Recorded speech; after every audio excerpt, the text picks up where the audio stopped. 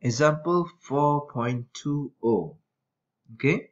Roger borrows 100,000 at 12% compounded monthly. How many monthly payments of 2,000 should Roger make? Okay, up until this point, the question is exactly as 4.19, but then it becomes more specific, right? For the second question, what would be the concluding size of the final payment? We know that the payment is 2,000 monthly, okay? And let's first try to figure out what is actually by paying 2,000 monthly, how long does it take to settle 100,000 plus 12% compounded monthly? Okay, so basically we want to calculate for n. Okay, and which formula that we use? Of course, we know the original value, which is 100,000, right? So we know the 100,000 original value, so we are going to use the present value formula of annuity. So the A is 100,000. The R is 2,000. Okay. The I is 12% compounded monthly. So 0.12 over 12. So 0.12 over 12. Okay, we will do the calculation the same as what we did before in 4.19. So 100,000 over 2,000 and times with this, okay, it should give you, let me calculate it first. So 100,000 divided by 2,000 times with 0.01. Okay, 0.5. So, okay, wait. Up to this point, I get 0.5. So 0.5 equal to this.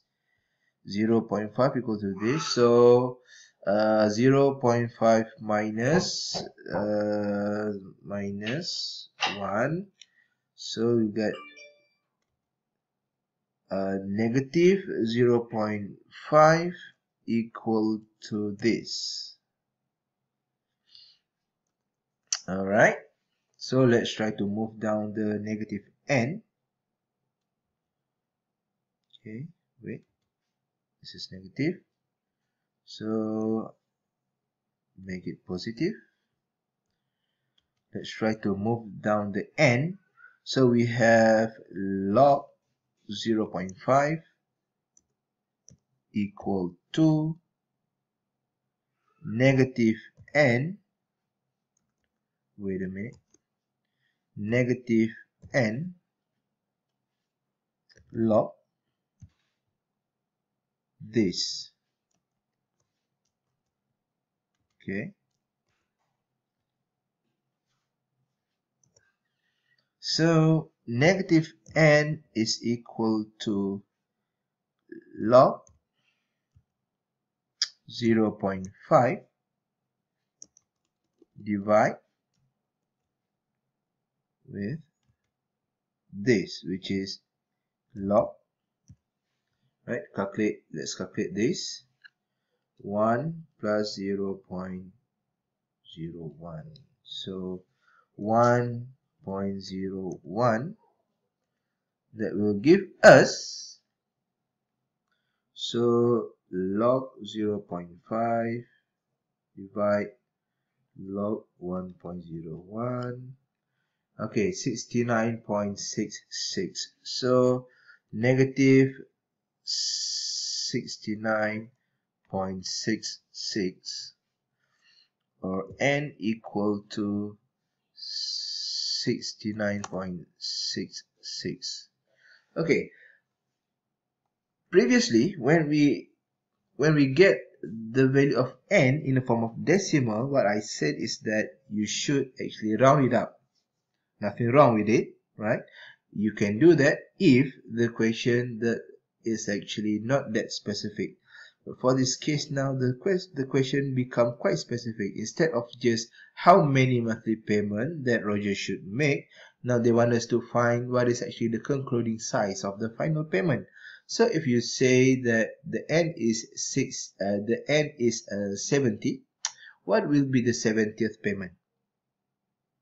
Okay, so to answer that, right, this is how we do it. We know that the end is 69.66. Basically, you can have two answers. The first one is you can say that the end is 69. Right? When you say the end is 69, it means that the last payment will be. We know that the amount of payment for one payment is 2,000.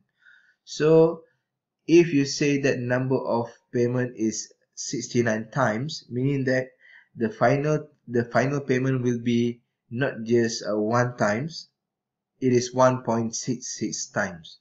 So instead of 2,000, now it is actually more than 2,000, right? If you say that the payment is 70 times, meaning that the 70th payment will be 0.66, which is less than 2,000, right? So let's see on how to calculate it. Okay, how do I actually calculate it? So to calculate the value, right, we know that if let's say we want to assume that the number of payment is 69 times, right? 69 times. So basically we have a 68 time of payment plus 1.66. Basically, if you want to say that the payment is 69 times, the payment is actually let's say 69 times. Okay, 69 times. So basically what it means here is actually equal to 68 times, wait, let me repair this, equal to 68 times plus with 1.66 times.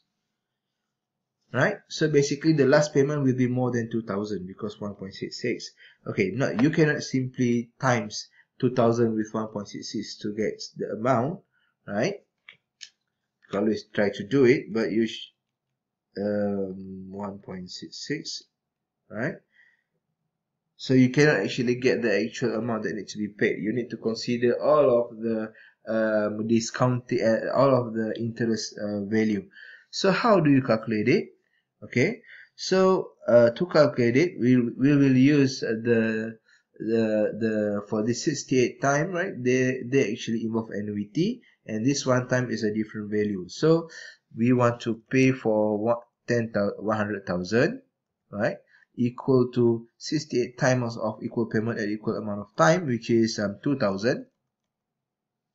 Okay, 2,000 times with the annuity formula, which is this. It's just to paste it. Just try to paste it. Okay. So we have 2,000, and the I here is actually equal to 12% compounded monthly. So 0.12 over 12. Okay. The same goes for this one.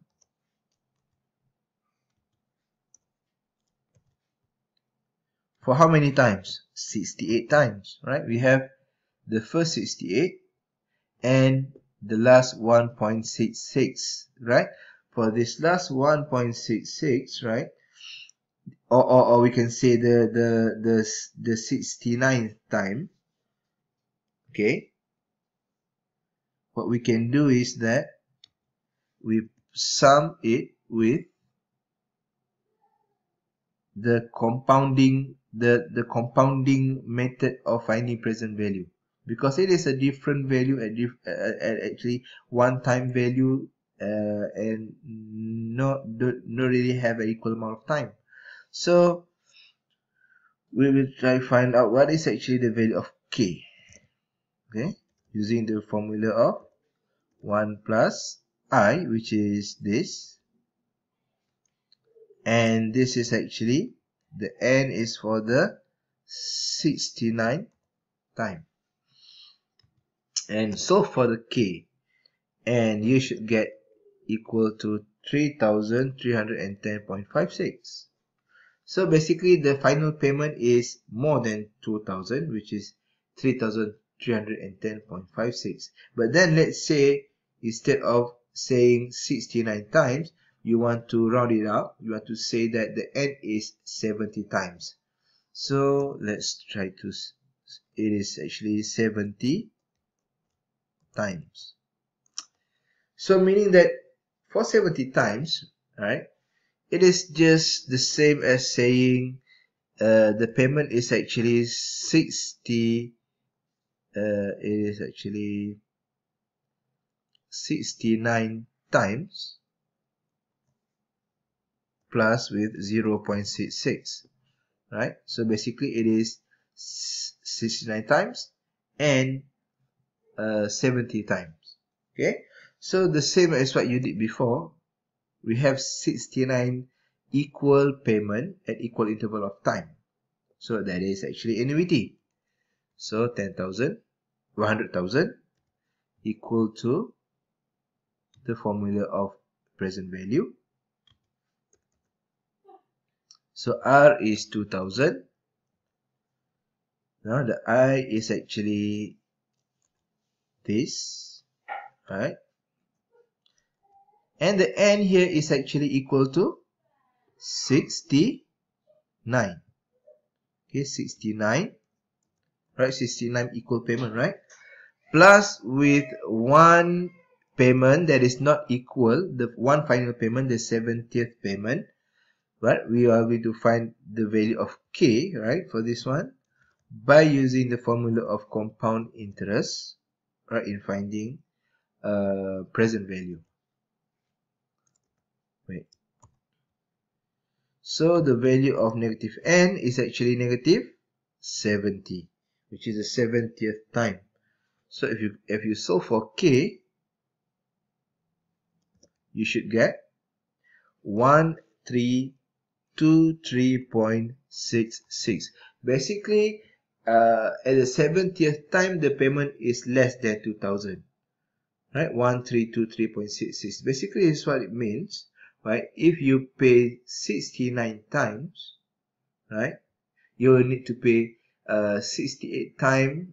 You will need to pay 2000 for 68 times, plus with 3310.56 for the 69th time.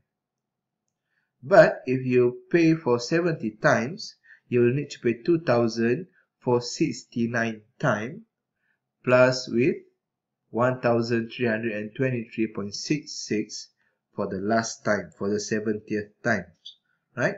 So I think there is not much different, right?